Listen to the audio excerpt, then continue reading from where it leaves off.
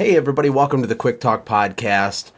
I want to make sure that in 2018 you are prepared to make some important changes that will radically impact your business. And one of those changes, one of the biggest blind spots that I see with all the little businesses all over the world that I talk to and work with, is that they don't understand or appreciate the power of relationship marketing.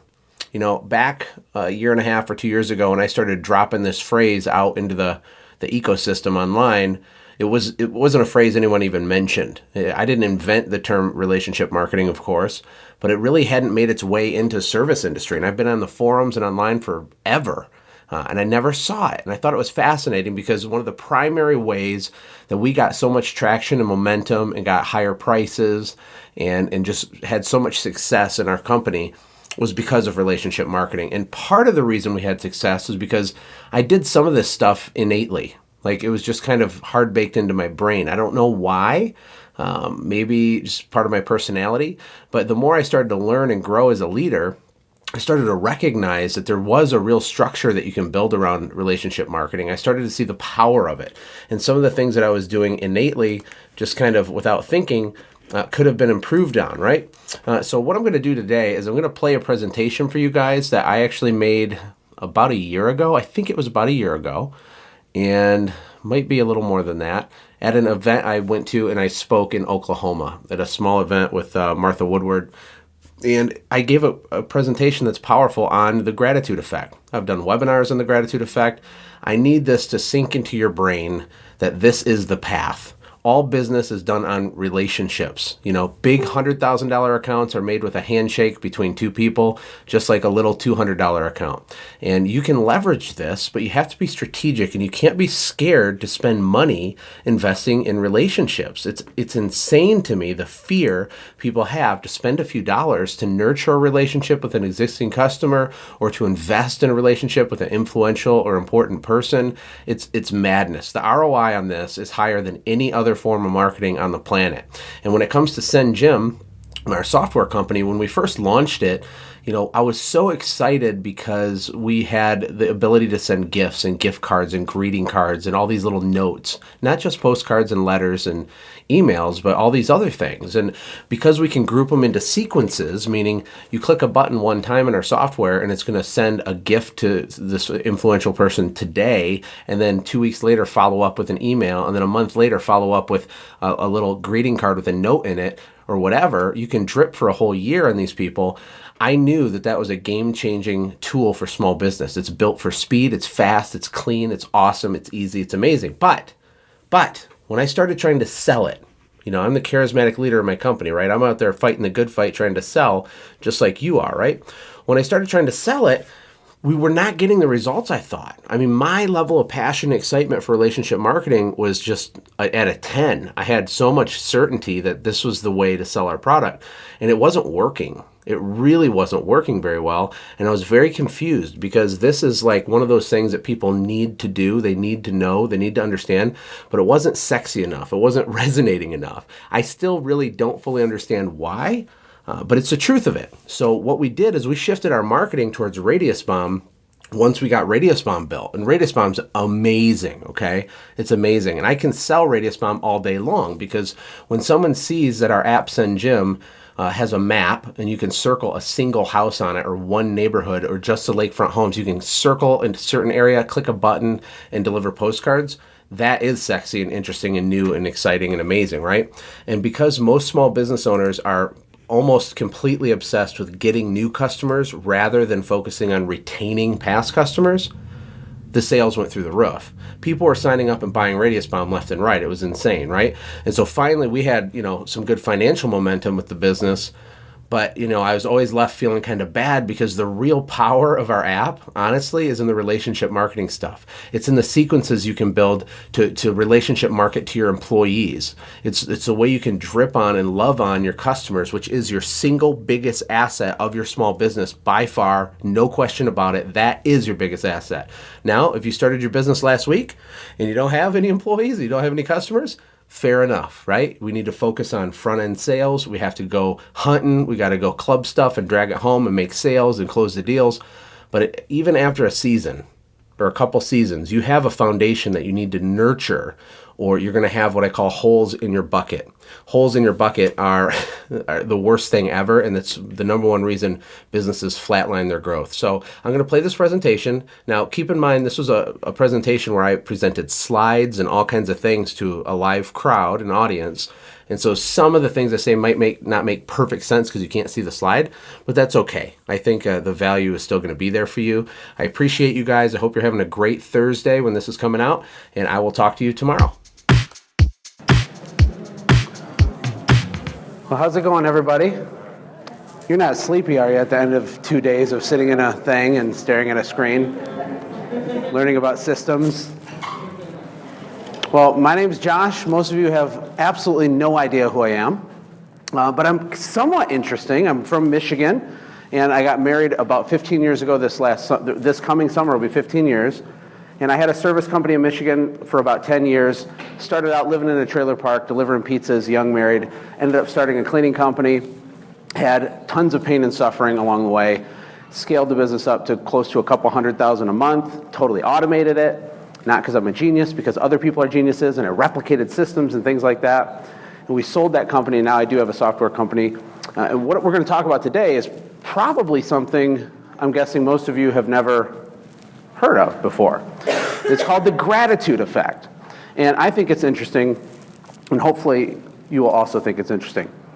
So the science of business growth. So what we're going to go through in my presentation is not conjecture or opinion or anything like that. It's not some magic fairy dust. It's super simple things that work every single time, 100% of the time, to help you grow your company. And I'm assuming we want to grow, or you wouldn't pay money and come to like an event like this, right? And it's powerful. And my big audacious claim with the presentation is that you could probably double your business without finding any new customers. I know it's like impossible, right? But you really could. You really could, and I'm going to prove it to you in a little bit. The requirements for this to work, to trigger the gratitude effect with your team and your staff, and I'll explain what that is.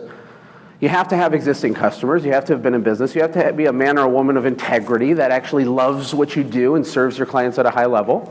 You have to want to grow, and you need to have a company that relies on repeat service or referrals, which I think all of us do. I was in the window and pressure cleaning business, and it was called Birds Beware Window Cleaning. That's a cool name, right? And so our slogan was, birds hate us, customers love us.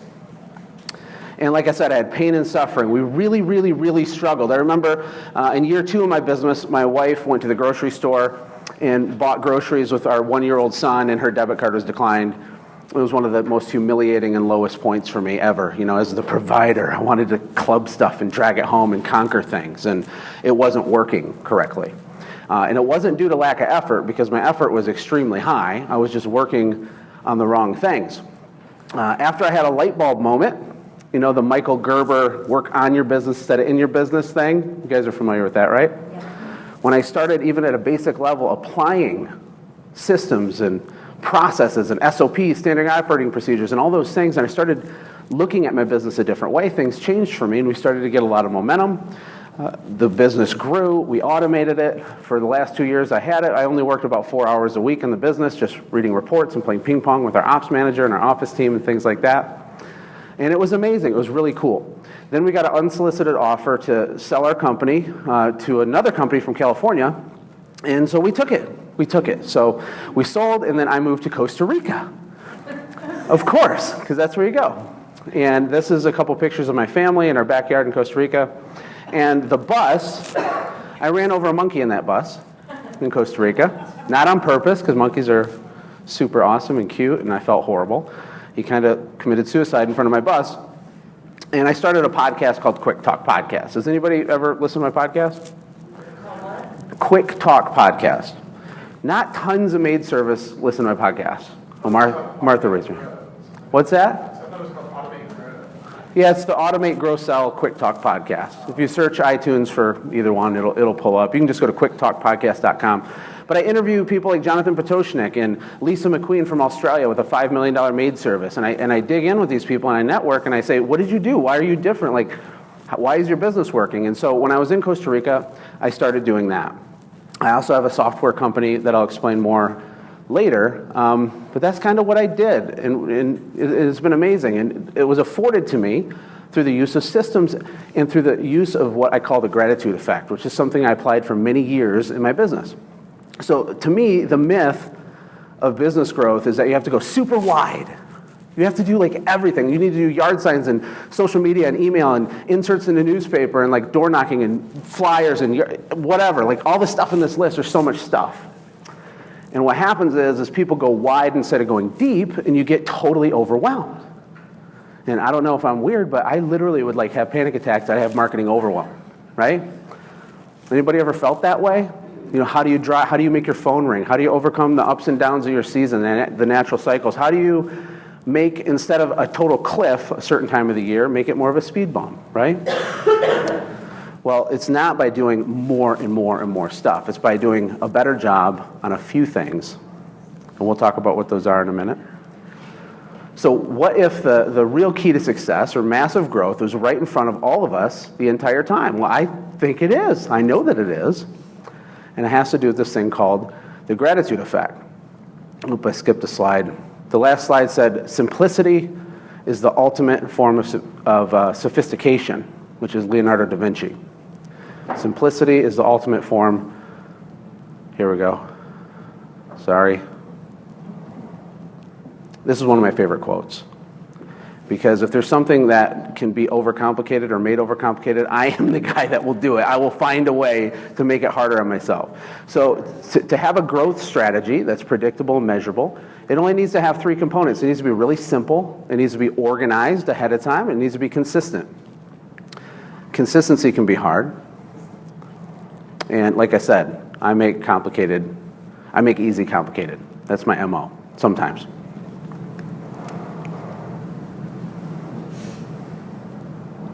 Okay, I want to ask you guys a couple questions about employee size and company size. So I have about 8,000 cleaning businesses on my email list, and I survey people every year, and I ask them, what is your number one pain point in your business? What do you think the answer is? The number one pain point? Employee issues, right? Right? And behind it for number two, what do you think number two would be? Getting new customers? Is that what you said? Keeping your customers? Is there a lot of turnover in maid service? People leave you for save a buck? Lawn care, maybe? I have a friend in lawn care that lost an account for 50 cents a cut. For real. And he was in my hometown, and you know, he was so commoditized. His business was so commoditized that he had a customer call him who was really nice about it. It was like, "Hey, Mike, sorry, we're gonna go a different direction. You know, and he's like, "Well, gosh, I'm sorry. Can you tell me why?" No, it's not you. It's just we found a cheaper company, and he was $28 a cut, and this person was $27.50. So, marketing is more than just a transaction. And my main premise for my presentation today is that I think all of us as small business owners would do really well if we forced ourselves to be relationally minded in all areas of our business rather than just transactionally minded. Not that you are, but sometimes we accidentally do that because of fear, or because we've got to hit a goal, or because we're just trying to drive sales. And so we want a strategy that's consistent and scalable and simple and easy and low cost, that doesn't put us in the position of being a commodity. Another thing I talk about is a rack of bread. So bread's like a commodity, right? So you can have bread where there's like a rack of bread and every loaf is $1. And it's pretty much the same thing. It's white bread. There's slight differentiation, but not really. I mean, you're in a hurry and you grab it and it's $1 and you leave, right? But then there's this other rack over there, and it's $5 bread, and it's not even like on the shelf with this bread. It's on like a wood shelf, and the loaf is shaped different and it smells better, and the package is like got that paper, crinkly, good stuff, right? And it's the incremental cost, like the actual raw cost of making that bread, isn't 5 times more than the $1 bread. But the way that they package it and put it all together creates a massive value gap where some people will give $5 for a loaf of bread, right? So here's a question. Out of these options here, if you had to pick one, what do you think the greatest potential for growth for your company would be? I got postcards, door knocking, Facebook, flyers, networking, social media, door hangers, SEO, and newspaper ads. Those are amazing, right? What do you think would be the biggest winner? SEO? Facebook? Yeah, they're good. I heard that the internet's getting popular. Well, here's my answer, and it's a trick question, so sorry to do that to you, but the real greatest potential for growth comes from your business's number one asset, which is your current book of business. If you have like 7 customers and you started last week, we'll get to that. But if you have an established business, this is just incomprehensibly valuable if we nurture it correctly and we're relationally minded rather than just transactionally minded. And typically when we interact with our customers, we're like, hey, how's it going? Can I have some money? Like, hey, how you been? Got some money for me? And it's always an ask. It doesn't have to be that way. Like, we can chill out and have real relationships with people, and they'll really respond to it, and it does stuff in their brain, and then they'll give you more referrals, and they'll question your pricing less because it's more relational instead of transactional. Most of us know this, that on average, a loyal customer is worth up to 10 times as much as their initial purchase. And I think this is awesome because I do business consulting and stuff. Last year, I had over 200 individual sessions with small businesses where I help them get clear on their business and stuff. And what happens is people that work in their business too much, they don't realize that they're making like 20 bucks an hour, right? Like, they think they have to submit payroll and they have to be the person to schedule the thing, and they don't want to let go. Maybe because of fear, maybe because they're a perfectionist, maybe because of a variety of reasons. But what I think is important to remember is that when you're selling, when you're driving sales, you're making thousands of dollars per hour, literally. You just don't get all of those dollars right this second. Does that make sense? Like, if I go out and I sell and I solicit and I network and I shake hands and kiss babies and I become the person in my hometown, oh, that's Josh, he's the guy that does this stuff. Josh, how you doing? Hey, I want to show, but Josh, he's the guy, he does this certain stuff. If you can become that person, you're literally generating thousands of dollars per hour during that time. And so for me, when our business actually started to work and we were doing $20,000, $30,000, $40,000, $50,000 weeks, it was because I spent the bulk of my time on things like this. And so when you get a deal, I think maid service, you probably don't look at like your average ticket as one cleaning. It's like your average yearly value or something. Is that how you do it? Right? If you can keep them for years, you can crush it, right? We know that. And so what is the gratitude effect? This is a real phenomenon. It's been studied by universities, and it's really, really fascinating. And so this is just one sample. This was a study by the APA, the American Psychological Association. And what happens is when if I express gratitude to this guy here, and I'm genuine about it, and I'm like, thank you so much for whatever, and it's real, and there's a thing, there's stuff that happens in our brain, and it triggers this phenomenon called the gratitude effect. And he will instantaneously want to reproduce that feeling in his brain because we like it when people are grateful and thankful for us. We like it when people invest in us for real because it's genuine, right? And so customers, when you do a better, more concerted effort of thanking them and engaging with them and over-delivering and caring about them and remembering their dog's name and what college their kid went to, it does stuff. And what happens is it triggers this gratitude effect. And it leads to some really fascinating, well-documented things for your business. Number one is a repeat business is more solid. And what you're doing when you focus on relationship marketing is you're decommoditizing yourself. You're moving yourself from the $1 loaf over to here. And so you're not going to lose an account for 50 cents a thing because they don't have anybody else to compare you to that can replace the relationship that you have. Does that make sense? The positive feelings that you had allow people to savor the experience of doing business with you more. This sounds like kind of cheesy, but this is really true. For example, in the wine studies they've done, where you tell people, drink these 2 glasses of wine, and one is they tell you it's, a $15 glass, and the other one they say is a $200 glass. And people always say, oh, this one's out of the body, the aroma, whatever wine people say, right? It's nutty or whatever. And because they savor, because of what they perceive it to be, they force themselves to pay more attention to the nuances of it, and they extract more value out of it. And as weird as that is, it absolutely applies to your business. You're going to get more referrals, because when they give you a referral and you thank them and there's a real relationship, they get the dopamine, they want to do it again, they care. And you get advocacy. So anybody read the book Raving Fans? No? No book nerds? Well, the title pretty much sums it up. I mean, we want to create raving fans for our company. We want brand advocates. So with my software business, when I tell people, hey, buy my stuff. I have some really cool stuff. You buy my stuff? That's not as good as someone else saying, you see Josh? He's got some stuff, and let me tell you about Josh's stuff. It's unbelievable. Totally different, totally different. We can do that with our business if we're focused on it, and it's important. And really, at the end of the day, I think it's pretty much common sense. You have your customers, and you get repeats and referrals. But this is who I think a lot of businesses, at least that I work at, this is what we think we are when we're selling. We're lions, and we're hungry, so we think our customers are this, right? Yeah, they're so cute and delicious. And we don't mean to be like that, because we don't like it when people are like that to us, but we kind of do it because we got to close the deal or whatever. And we think this is making a sale. We're making a sale, right? But the problem with this is that it's one and done. It's transactional. And most service companies are absolutely transactional. That's why it's easy to win if you figure this out. And for a higher price, you can actually be more money and get the job every time. And there is a better way, and so my analogy that I like is, instead of being a hunter, is that we need to develop the culture in our company, starting with ourselves, to be a farmer, to cultivate relationships, to stop being so impatient and trying to take $1 right now when we can have $10 in the long haul if we just pace ourselves a little bit. Your customers aren't gazelles, they're tomatoes, right? And what's cool about a tomato plant is that it will produce tomatoes over and over and over and over, right? But the gazelle's dead and he ain't coming back. And so you're constantly chasing the carrot. And I know what that feels like, and it's not fun.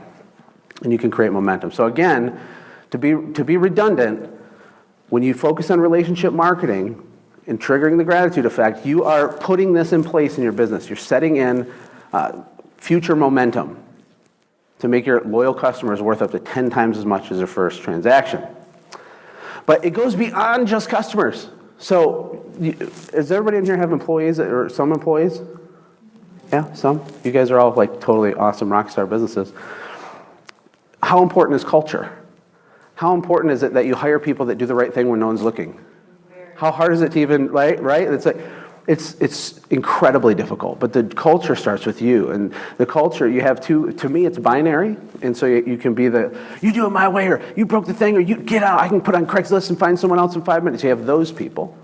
And then you have people that maybe are too soft and too whatever. But there is a middle ground there where you can actually care about people, invest in people, give them a break sometimes, but also lead them with strength and all that stuff. But you can use the gratitude effect on your employees. It's powerful. People will go to war for you when they know that you actually care about them as a human. And here's a couple just generic statistics on employees and on customers. Oh, wait, no, let's slide in a second. Study after study shows the power of gratitude and relationship building. So my point of this slide was employees, customers, but there's also influencers, people that are gatekeepers. They're the property association manager. They might not have all the power, but they're the doorway to the power. We can get strategic on how to engage in long-tail relationships with people like this that can unlock massive deals. In fact, my business partner, Chris, who's over here, he got a $500,000 account with General Motors, and that took a long time. It came through a single relationship, because that's how business is done. It's a person talking to another person, and they shake their hands, and they make a deal. And there might be more red tape if it's a huge account, but that guy was our advocate. Chris called him his coach.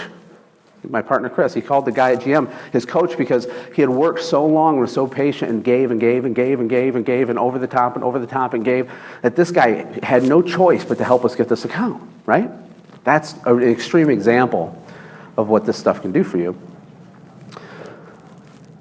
And now we're going to talk about how you can use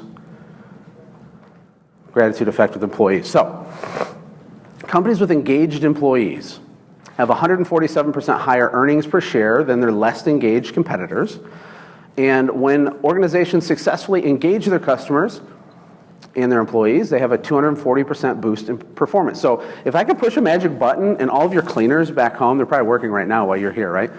If I pushed it and all of their performance went up by 240%, that would be pretty awesome, right? Right? Yeah.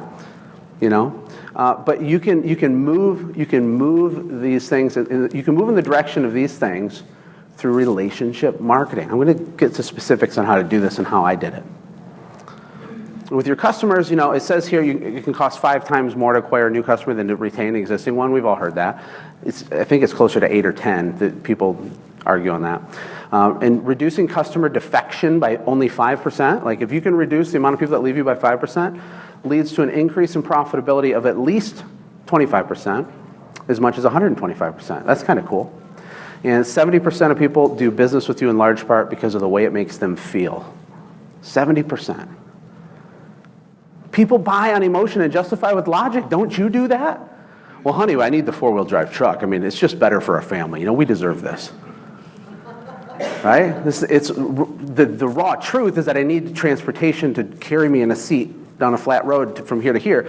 But no, I want the F-250 King Ranch because it's awesome. At least for me. That's my thing. Jonathan likes Ferraris, I guess. But the point is that we're all highly emotional people, including your employees.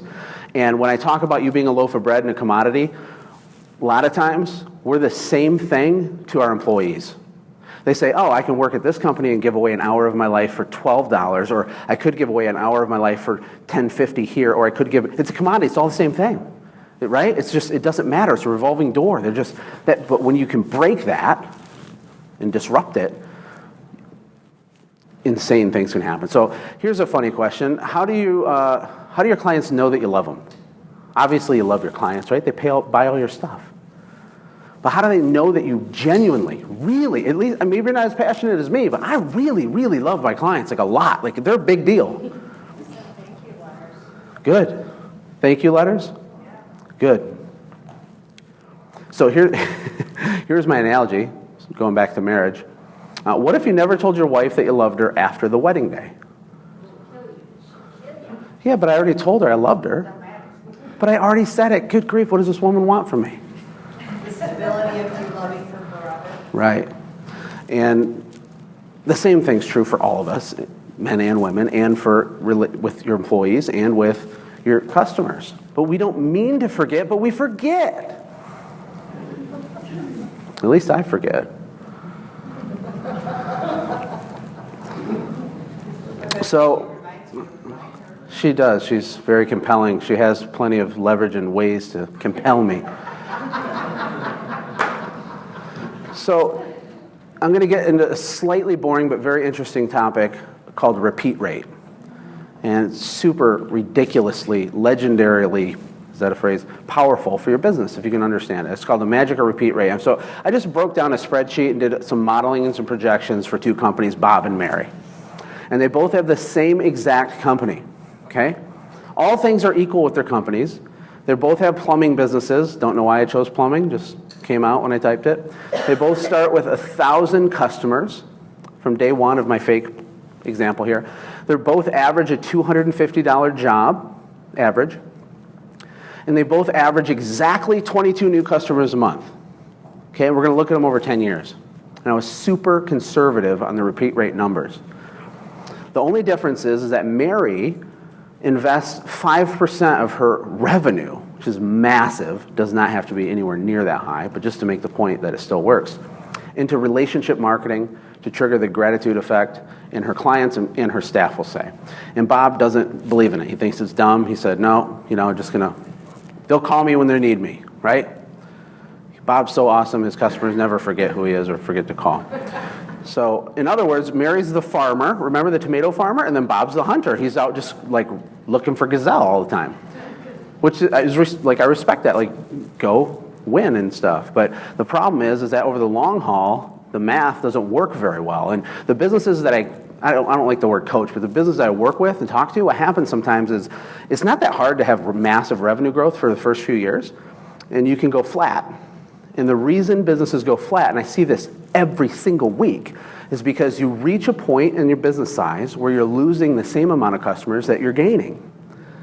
When that day happens, it's over, unless you can fix this problem of attrition, of people leaving, right? And it happens to good business too. So after 3 years, Mary's business is almost double the size of Bob's.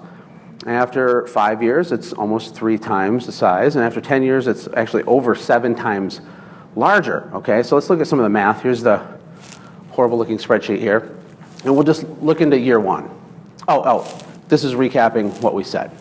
And so everything's the same for these businesses, except Bob has a repeat rate of 45%, and hers is 65%, right? And it could be much higher if you just have legendary culture, okay? But she also has to spend, she's spending money to pay for this idea, right? And we'll take that into account. So Bob's Plumbing, after year one, does 178 grand in revenue. He doesn't spend any money on, relationship marketing, whatever that is, I'll tell you about in a minute. And Mary does spend money, but she still comes out way ahead, right? Just because of the attrition, the repeat rate's higher.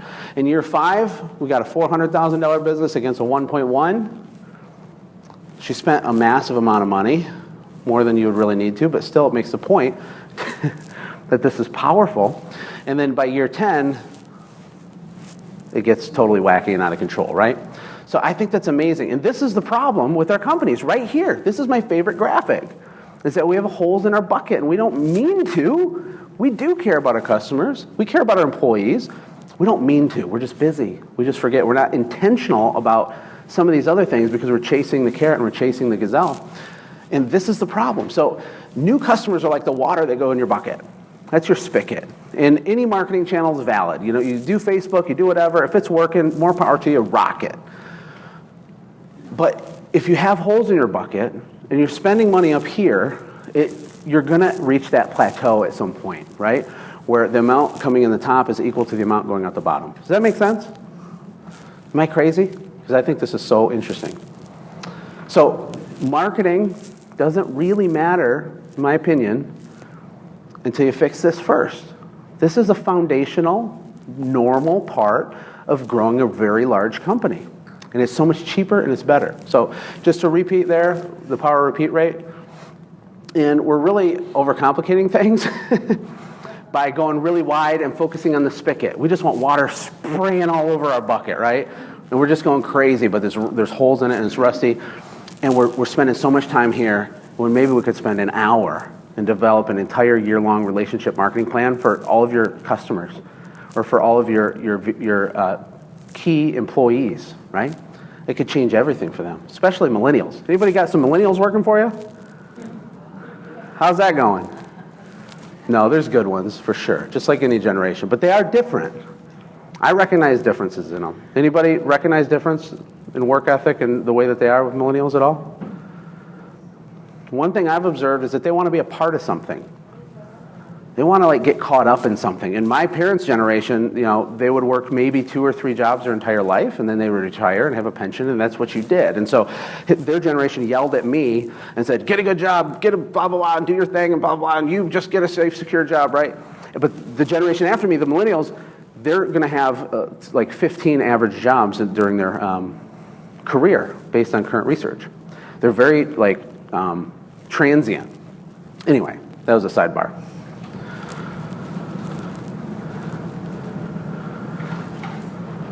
We're creating marketing overwhelm for no reason.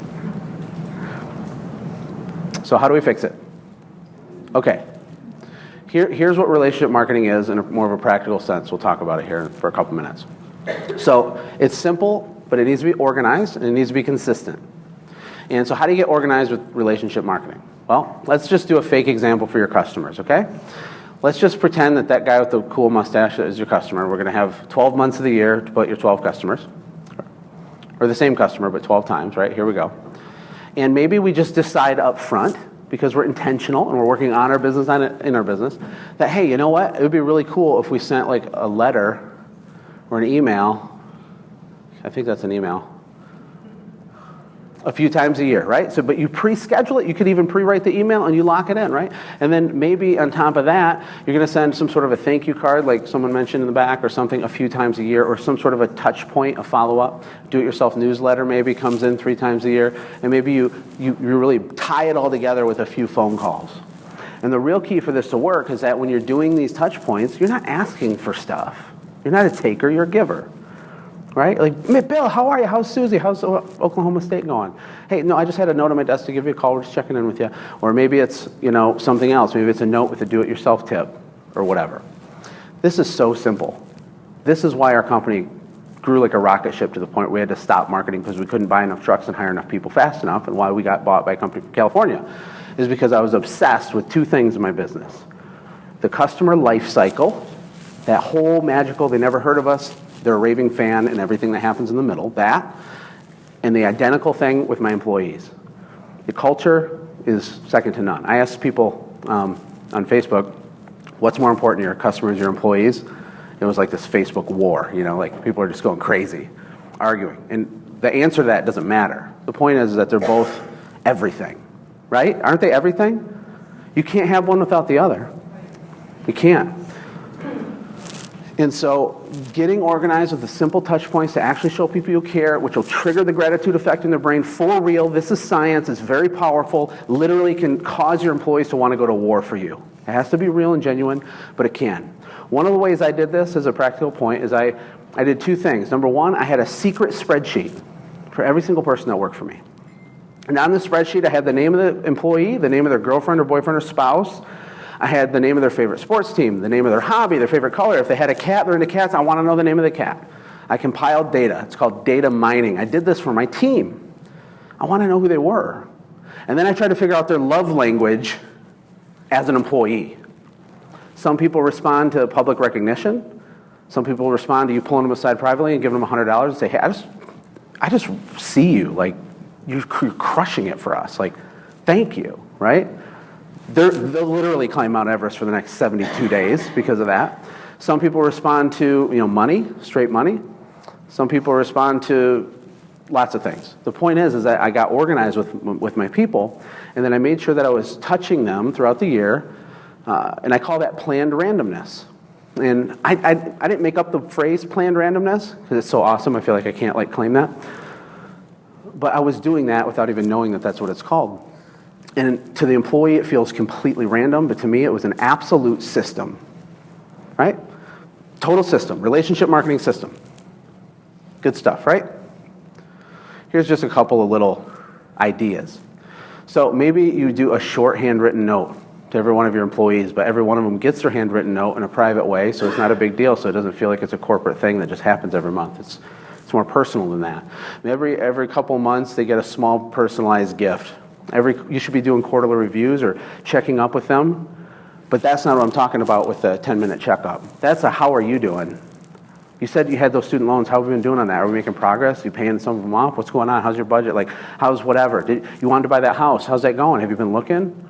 Is your credit still bad? Hey, what can I do to help? That's what I'm talking about there. 10 minutes. It's an investment. Maybe a couple times a year, go to lunch with them.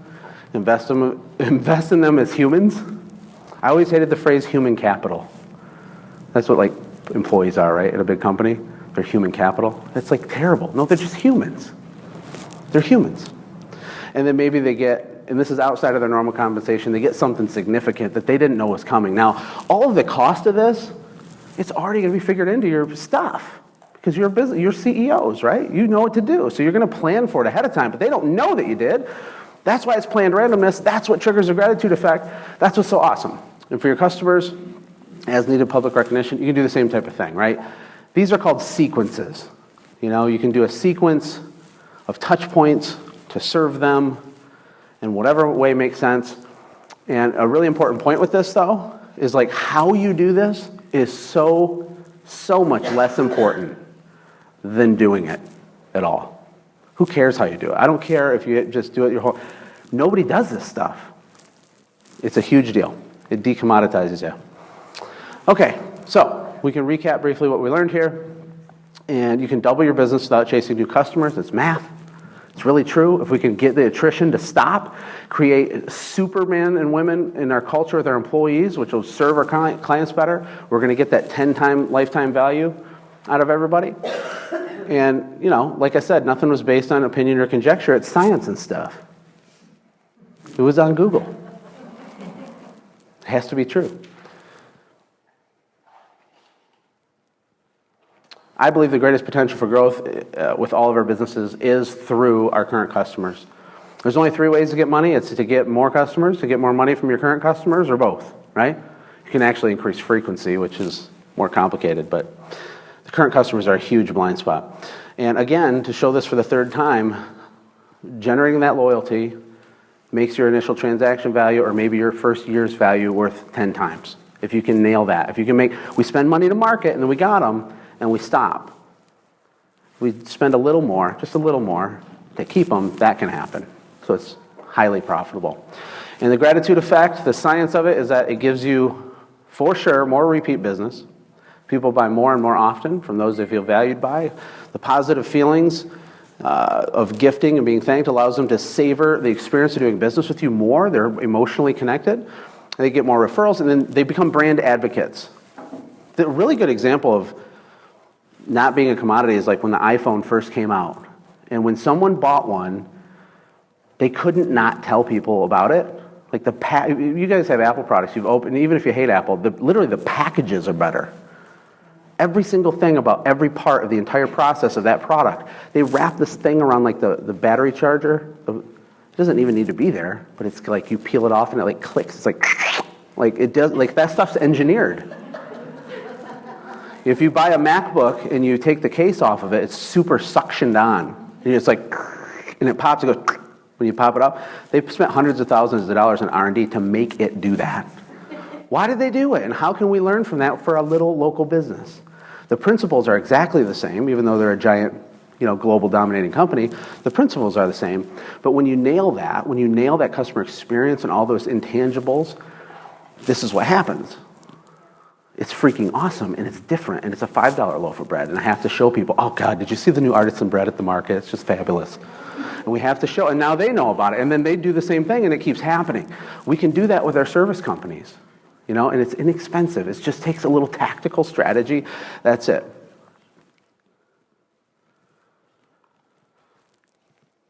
Another recap is that we think we're a lion that needs to chase the gazelle to get the money or to grow.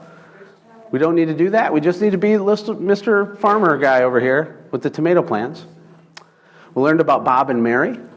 Mary was the farmer.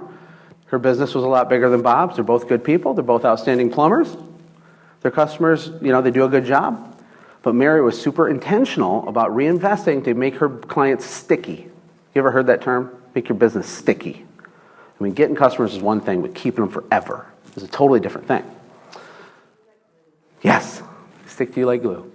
And when you only focus on the spigot, which is marketing, that's the sexy side of the business. It's really fun to nail a really cool Facebook ad. Hey, how's your retargeting going? Yeah. No, I dropped my EDM, I got some retargeting, it's really cool. You feel cool, like you're doing something. And this stuff is less sexy and people don't know about it. But when you're sitting in your office by yourself and nobody knows you're making that spreadsheet for your staff and you're building out just a little secret touch point for your customers, and you're even making a third street for your VIP customers, the ones that are just loudmouths and they totally will tell the whole earth about your company, and we do even more for them. And then we make another list of all the gatekeepers and the influencers and the people that are the doorway to the $500,000 jobs that Chris gets. It doesn't take that long to do this, right? But it's not as sexy. It's a little bit more boring, but it's so ridiculously powerful, and it's inexpensive. It's inexpensive. So you can only get a bigger bucket, meaning have a bigger business, after you fix your current bucket, lay the correct foundation, right? That's pretty common sense. And then, but with that being said, I'm going to briefly explain Radius Bomb. Now, Radius Bomb is the spigot. It's the thing I've been telling you. Who cares about the spigot? Fix the holes in your bucket. But the spigot does matter. Getting new customers does matter, but I think nobody ever talks or teaches about client retention in a passionate way, and I'm passionate about it. But this is what Radius Bomb does. It's a mapping tool. It allows you to target entire neighborhoods or just portions of neighborhoods in a couple clicks, and you can send direct mail to certain people. And so it's called Send Jim, is the name of my company. The idea is that you don't have time to follow up with all your customers, but Jim does. So there's Jim in his car, and he's going to get all the addresses for you. You can target just this row of homes that has trees in the backyard. Maybe if you're a gutter cleaning company or something. It's hyper-targeted, super specific, completely, nothing like this has ever existed for small service companies. Direct mail. You can even target a single home. Maybe you're a pool company and you want to target this single home. It's wicked fast, it's very simple, and it's an outstanding spigot, right? So we want to plug the holes in the bucket, but this is a cool spigot, and this is what our software does. The other thing it does is it does what's called a neighbor mailing. So if you're in the maid service and in lawn care, it's super important to have route density. I think Tom was talking about that. You want to have little clusters of customers, right? So your cleaners go and they're just kind of there all day, and then they come back, and there's no waste. That's what this helps you do. So if you have one of your customers' addresses in here, you can click a button called Neighbor Mailing, choose how many of the neighbors you want to target, and click another button, and it will mail something to them. But not just one thing, a whole series of things. It's called a sequence, right? It touches them, boom, boom, boom, boom, boom. Uses social proof. Hey, we're doing your neighbor Teresa's house. She loves us. Here's a testimonial for her. Let us stop by and give you a price or whatever. And you're hitting them once a week for 4 weeks. You get the biggest response in your third or fourth card that drops. It's wicked, wicked, wicked effective. It's ridiculous. And it's completely automated too, because we are tying into CRMs and things. So you get them with Radius Bomb and you keep them with the relationship marketing stuff that we were talking about. In Send Jim, the other side of what our software does is the keep them part. We send letters, brownies, gifts, greeting cards, cookies, gift certificates, all kinds of things to people. You can use your cell phone, or you can schedule one of those calendars for your employees, maybe with a $25 Amazon card with a special note from you. You can set all that up in 16 minutes for your whole company, turn it on, and then run your business, and it's going to be touching and investing in those relationships for you. That's what it does. I built it for myself. That's why we made this. And so when we sold our service company, it allowed me to go much deeper into it and make it even more robust and spend gajillions of dollars on it. And that's what it does. So it's not a huge sales pitch, but if you want info, there's a whole webinar thing. You're going to be exhausted. You need to go to the casino and like party hardy and like eat bad food. But if you just text Radius Bomb to that number, it'll send you like a link and you can watch and learn about it, and then you can like learn how to connect with us on it. And it only takes a second. So what'll happen is don't put a space with Radius Bomb. Just put 44222 is who you're sending it to, and then in the body of the message just type Radius Bomb, all one word, no space. And then it's going to ask you for your email address. Like it'll text you back and say, what's your email? And you just put it in, whatever one you want. Do it. And we'll send you all the information, a whole explanation of all the stuff it does. But hopefully it provided value to you. My name's Josh. My business partner, Chris. If you want to wave over there, Chris. He's the big corporate whale fishing, corporate account landing guy. But we're partners on the software too. And if you have questions, you can talk to either of us. Do you guys have any questions about anything I've talked about or my business? Hey, thanks for hanging out, friends. And from all of us here at the Quick Talk Podcast team, we hope you loved today's show. We hope that you were inspired to become a doer and not just a listener. Apply what you've heard today in your own business and watch things change for the better. Lastly, remember that all the money in the world can't save your soul. Seek first the kingdom of God, my friends. We'll see you next time. For more information about the Quick Talk Podcast or Joshua's other businesses, visit our website, quicktalkpodcast.com. Have a blessed day.